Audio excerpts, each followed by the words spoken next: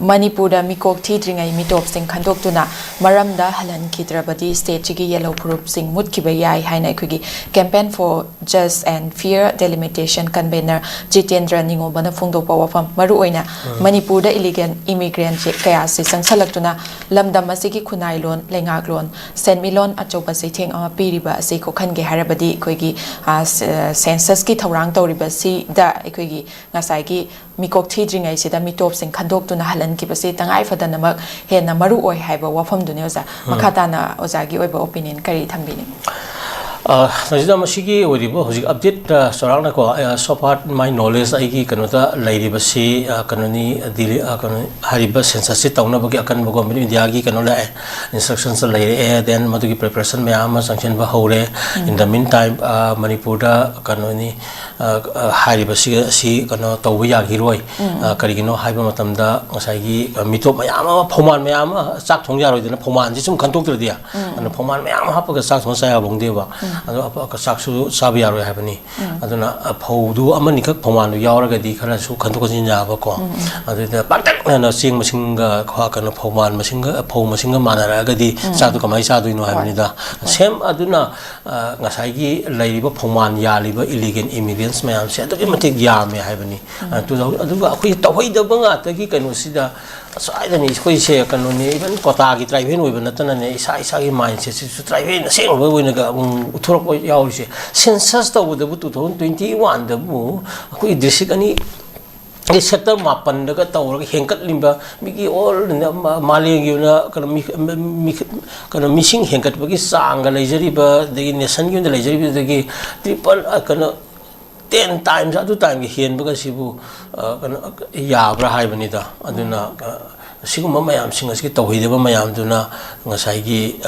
manipulation tawba inaccurate data ko sengna puthokta ba mayam singa duni mumor kan 2021 gi potu yenari ne ba tim khung tawte lakpa digi 2026 da amu hojak tha sahi sida amu chidun ji tar ga lairi ne ba sida wathok si lai ne ba sida amu sum si tawni haidana ngasai government kana ni state government so lauthoki ba mari ta jida ko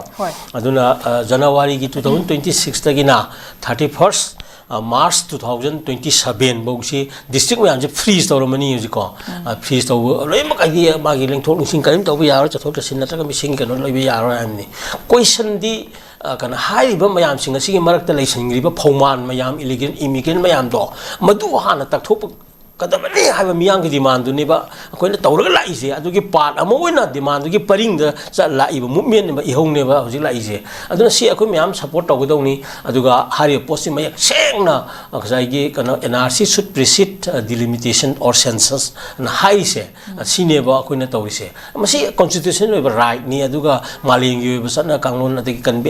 ai common sense da ya ga do po ni si miyam support taw si aduga masi hana akoi tawgdabani tawgdadi mi Thibuda freeze to give matamda samna haibada hoi IDP mayam lady internally displaced pasalama hujik lady rehabilitation center sing mayam singina magi khori na phom taraga magi kanoda voter list andar lagi ko kiba mayam do adugi jaga da hanjandraga di kamaina census to doino ka leidina aduna IDP mayam sing nearly 60,000 ga lady mayam sing ase magi mafam do hanjanlaga madu ko kiba yaw ko do notro hoi oza Tajida aduni adu mayan du tau dena kamane mi kok thido ino haibani da akoi mayan kai lekai degi akoi lising ko leibada akoi kana sani chawum tanthuoga atopa lekai da thamakan akoi lekai gi mising dini ya braba hoi adu sigum issue je kana han tau du IDP du mafom da thamakan da magi bottle lise yauri ko lega ju yeng kan adu da kana district freeze tau du ne ba aduidi kana freeze to sanga mi chang ya dra ka mai to no IDP ma pan le ho sing ji di chang ya roi dra ga sigum ba mayam ji suang khan dana hata ol jai putong to re pan panjan ba ji ne ba ai kana center na tra to pa state ama da si to re si to ri phani khan ba do si the national policy wa dikha phani ga hai do akoi le ma pan gi swai ma pan gi phiban da le Manipur mo pham ji sukan khan bi da bi ne tho mo gi na gai na hai bu gi kano to ma le hai ba ni da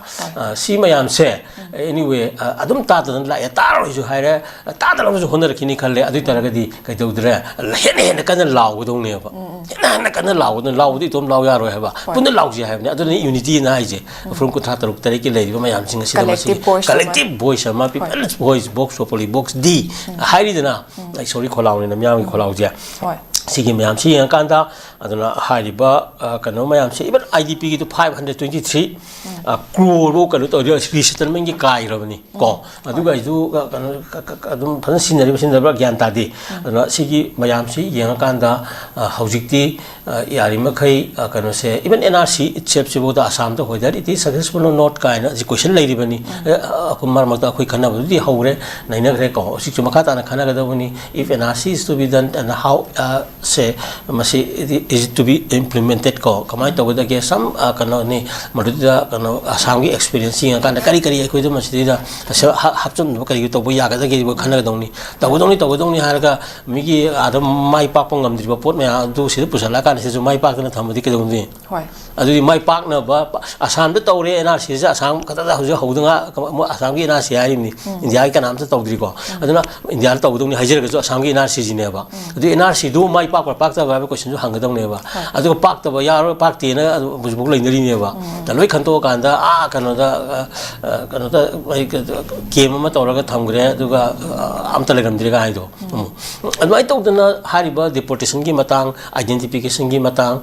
सिगी मयाम yam clear ओइना स्वाइदा करी करी दा factor aura my पाखिद्रिनो पाक्तरगदि पाक्तब area दो कइनो मणिपुर मदुगा समाना पाक्तदना implement तौबुदुना अदुना करी काना दोइनो र पाक्तब area दा करी करी हापतो हापसिन खन्ना नैना होरकांदा anyway अदुदि सिगी measures si lokhalagadi NRC will be more effectively as a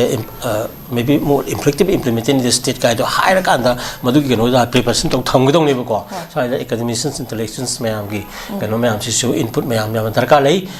amara maduna hariba kano se yam maru boy aduna NRC should precede the limitation or census ko census lacking the delimitation to jingai da NRC mito khantokpa illegal immigrant khantokpa ko sakta तंखाय में हेन यावरी फमान से लौथोक्तना साक्षाब यारदबनिना मसिदि दम यांग बा असो voice अमा मसाइगी कनो थोनसी हाइबा कनो सेसिव थमगिको होय थागा जे ओजा